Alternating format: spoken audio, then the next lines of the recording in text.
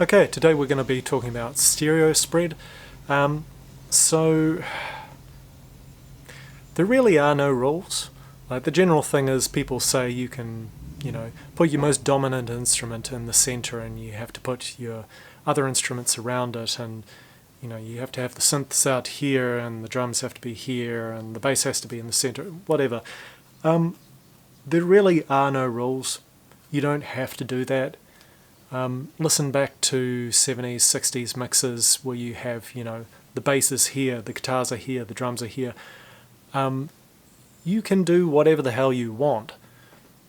Bearing that in mind, if you want things to sound particularly focused or together or whatever, it pays to bear in mind a few psychoacoustic things. So, bass is a non-directional frequency range, and what I mean by that is that when it bounces around in an environment, it doesn't have a strong directionality because it gets absorbed into and gets transmitted through almost everything. You need really strong materials, really dense materials to block or to bounce bass, and it's quite hard to trap it. It's quite hard to build things that take bass and absorb it. So, okay, side rant. There's a flightless bird in New Zealand which is called the kakapo, which has one of the worst evolutionary strategies ever. The male, I think it's every year or every couple of years, goes and finds a little cliff somewhere, and it nestles in next to the cliff and it digs a small burrow, and then it makes booming noises, and those booming noises go out into the environment and attract the female. The problem with that strategy is bass is non-directional. The female can figure out only by wandering in a particular direction and then in another direction where that bass is coming from most of the time, because the bass is just going to be transmitting through everything in the environment. So you can only really work out where that male is by going in a particular direction. Okay, is it getting softer? Is that bass getting softer? Okay, it must be this direction. Is it getting softer? Okay, it must be this direction. Terrible evolutionary strategy, amongst other things that bird does wrong. Very cute bird, by the way. Anyway, that's just an example. High frequencies, on the other hand, are extremely directional. It's very easy to hear where something is coming from with high frequencies. Now obviously if you pan the bass to the right, it's not like you can't hear it's coming from that speaker or whatever. But if you're in a particular environment, and you're not just sitting there in front of the stereo and listening to it like that, the bass becomes a lot less directional. So generally speaking, in a mix, we'll tend to mix with more high frequencies on the outside and less bass. The bass tends to be focused in towards the center.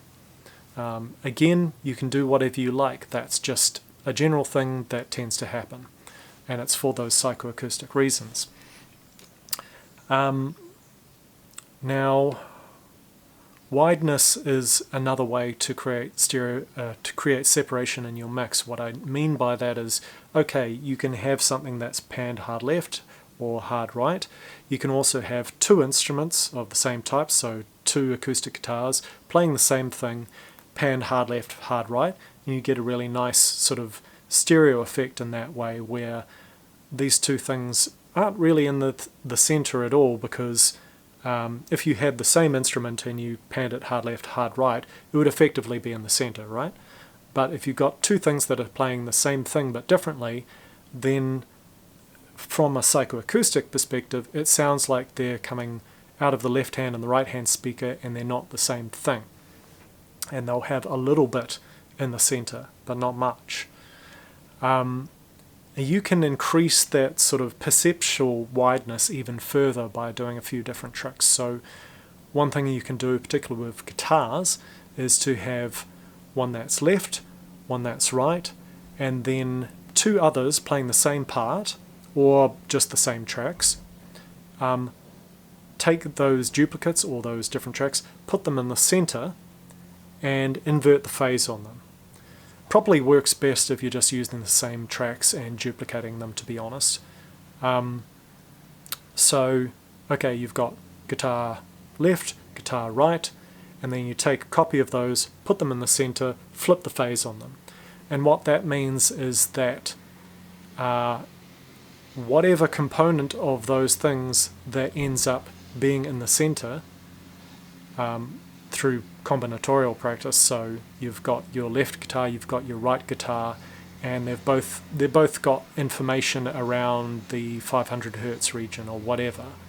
Now, because they're playing much the same thing, that 500 hertz information is also effectively going to be in the center. But if you take those same tracks and you invert them, so you phase flip them and put those in the center, then whatever 500 hertz stuff that you've got coming in there is going to be effectively cancelled out by those phase flipped copied versions. That works quite well for creating something where you're doing hard left, hard right, and you want to make it even wider again, or just cut out a little bit more of that center frequency information. Another thing that you can do is have something hard right and hard left. This works particularly well if you've got a synth or something that is a single instrument but is in stereo, right? So you've got the stereo instrument, you take it, separate it into its left and right channels, and then you do something slightly different to the left channel than to the right channel. So one way to do this that I picked up from a great electronic artist called Oka. You can look up his music, I think it's okamusic.com. He is a master at stereo separation and at widening stuff and creating mixes where you have something that's here and here and here and here and here. But one trick that he told me was take your synth, separate it into the left and right, and then run each of those sides through a slightly different amp simulation. So there's a lot of different amp sims out there. You know, choose the one that you like and just have it running through a slightly different amp simulation on this side to this side. And you get a really nice but subtle stereo change there that just makes that instrument feel a little bit wider in the mix, a little bit further out, and that can create some nice separation between other instruments that are a little bit further in. There are, of course, stereo widening plugs that you can get. One that I quite like is called Stereoizer.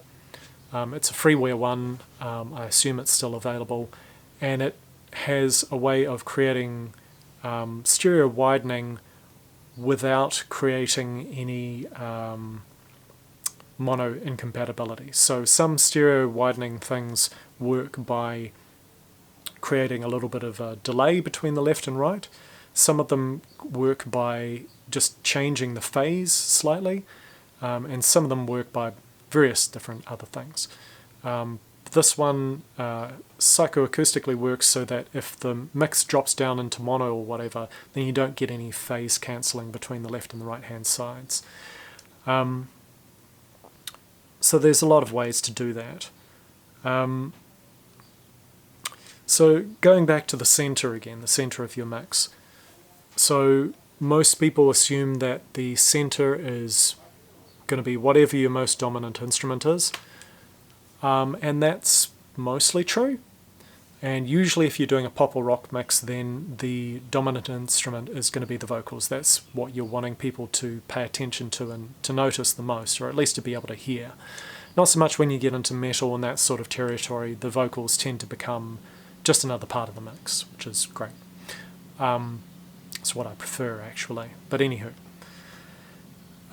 some of the things that you can do with a mix in order to create difference between, for example, the verse and the chorus, or the chorus and the bridge, is to change your stereo dynamics. So one thing that you'll hear recommended a lot is to have a slightly narrower mix on your verse than you have in the chorus. All of that means is that when you get to the chorus, it just sort of opens up a bit and it turns it into something that sounds a little bit grander than the verse, and then you get that dynamic change in perception between the verse and the chorus.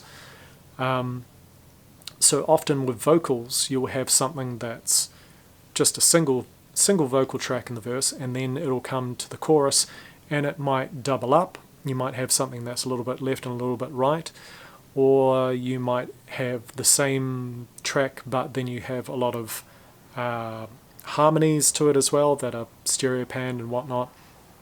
You can do a bunch of different stuff.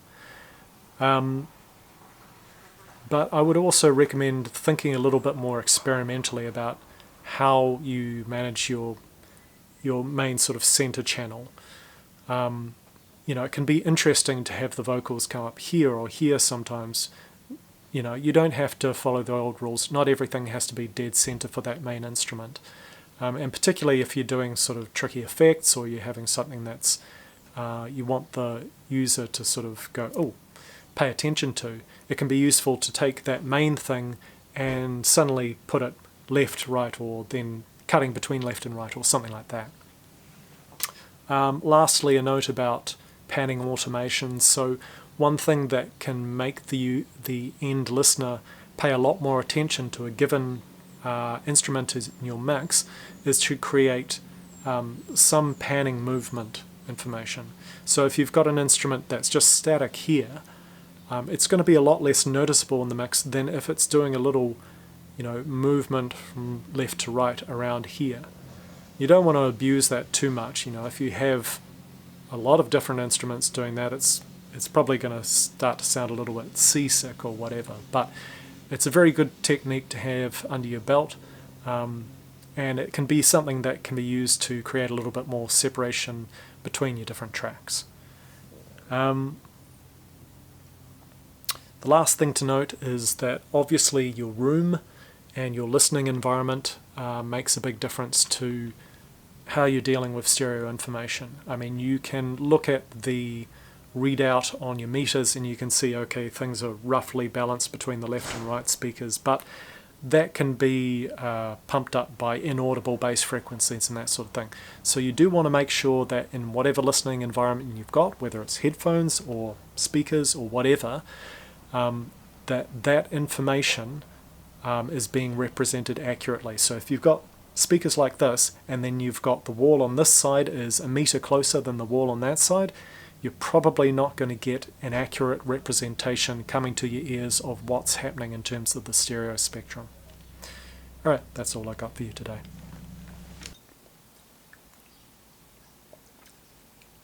Oh, hi!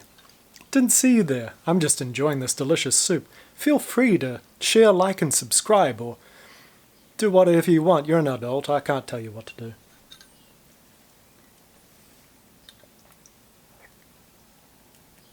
It's good. It's vegetable. It's good for you.